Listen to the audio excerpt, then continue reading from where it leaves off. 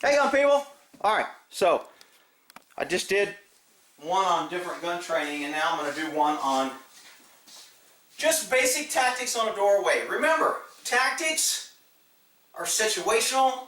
It depends on the enemy, depends on your environment, depends on weather, depends on the health, depends on your team, how much backup, which weapon you have.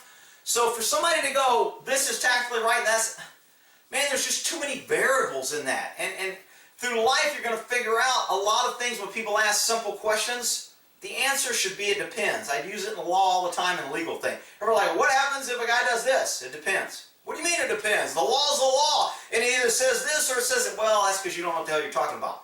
Because it's not that. There's reasonable, there's standards, there's case law, there's the intent of the law, there's was the person stronger or weaker, there's all kind of factors that go into it. So for somebody to ask a very simple question, it tells me where their mindset's at, that they don't get it. Again, on my horse channel, I always use, how do you train a horse? Well, that's just crazy. It's like asking somebody who's been building homes for 50 years, he's done it for life work, and you email him and go, hey man, I want to build a home, and I know you build homes, how do you do that? There is no way he can give you the experiences, the failure, the mistakes, the problems that goes into a foundation, plumbing, electrical, roofing, whatever. There's so much, there's a lot more about building a house that I don't know than I know, but you can't expect somebody to answer that question. So if you go to somebody and go, hey man, why don't you explain tactics? If you're so good, why don't you tell me about tactics? Well, that's because you're an idiot. Doesn't mean that I know everything about tactics. It doesn't mean I can explain it to your dumb ass in one setting. So tactics is fluid. Understand that. When somebody's training you or teaching you something, take it, put it in your toolbox, go, I like it, I don't like it. There could be a use for that, there could not be a use for that. You rarely ever hear me say never and always, because there's just too many variables. And I try not to say never and always, but except maybe with liberals, they're always freaking idiots. But I digress. Let's get into this door clearing. So doors are what's called a fatal funnel. And anytime you come through a door, you are in what's called a fatal funnel. And a fatal funnel basically means there's only one place for anybody in this room to watch, because they know I got to come through this door.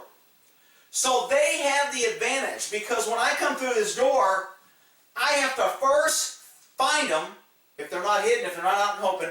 Then I have to assess whether or not they're friend or foe, or they're a kid hiding or whatever. And then I have to decide whether I'm going to shoot them. So I have three processes in my head that I'm working on, whereas the people in here are sitting here like this with one thought. As soon as I see you, I'm pulling the trigger. Guess who's going to win? Action always beats reaction. When you enter a room, you are normally reacting. Now, there are situations when you're in a room and you are acting.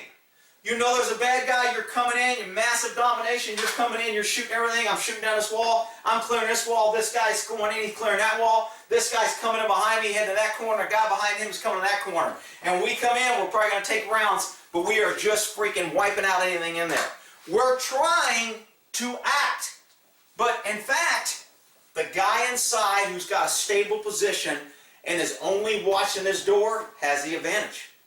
He really has the advantage if he's thinking and he's hearing us stack out and talk and plan outside and bang on the door. Come on, dude, come on out, help me out. No. And then he's smart enough to go, you know what? I'm just going to put rounds through the wall because this is just sheetrock. I might hit a 2x4. I might just go through sheetrock. I might take one of these knuckleheads out before they even come through the door.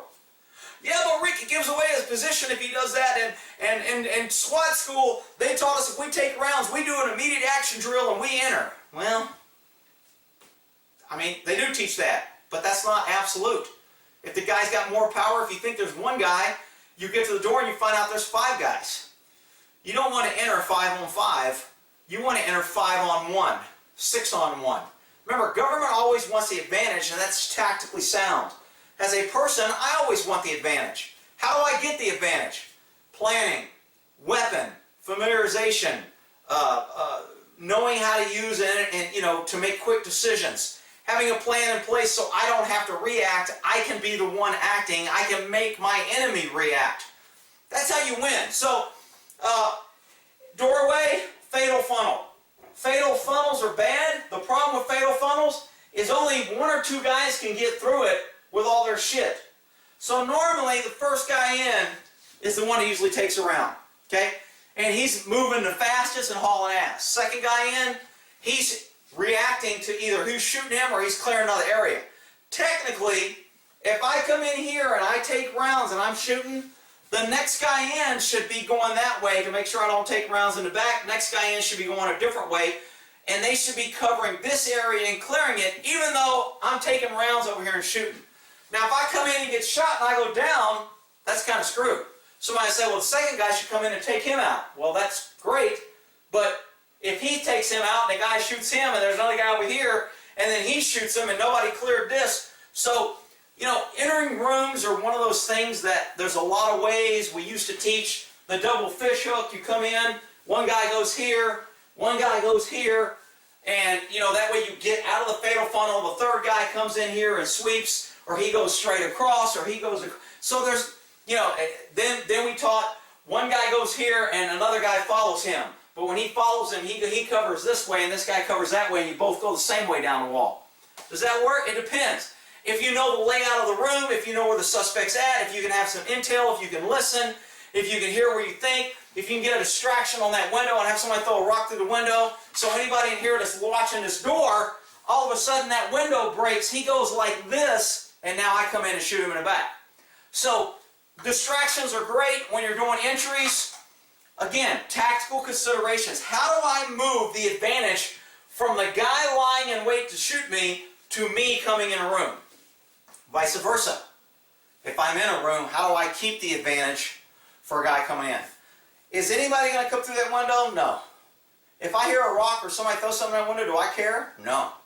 If I'm in this room, I don't want to be in line of sight of that window. So, you know, I know there's only one door here. Do I have to be in this room? Could I be in this room? I could open this door and be in here.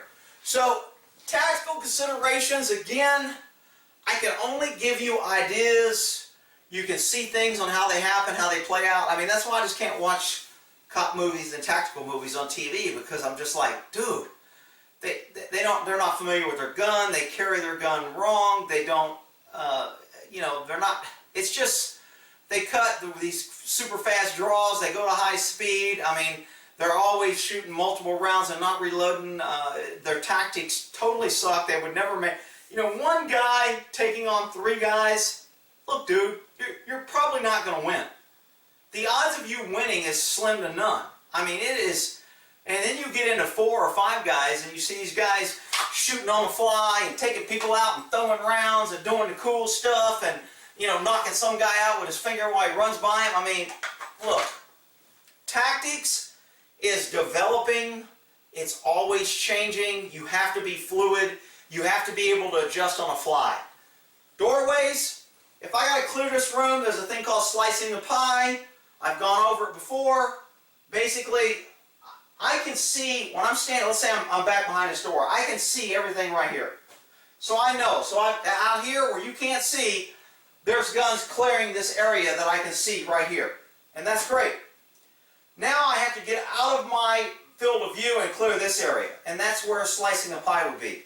So if I'm looking at you here and I'm clearing, this is a doorway, and I'm clearing, but oh, my thing just went off. I lost battery. Got to go recharge my battery.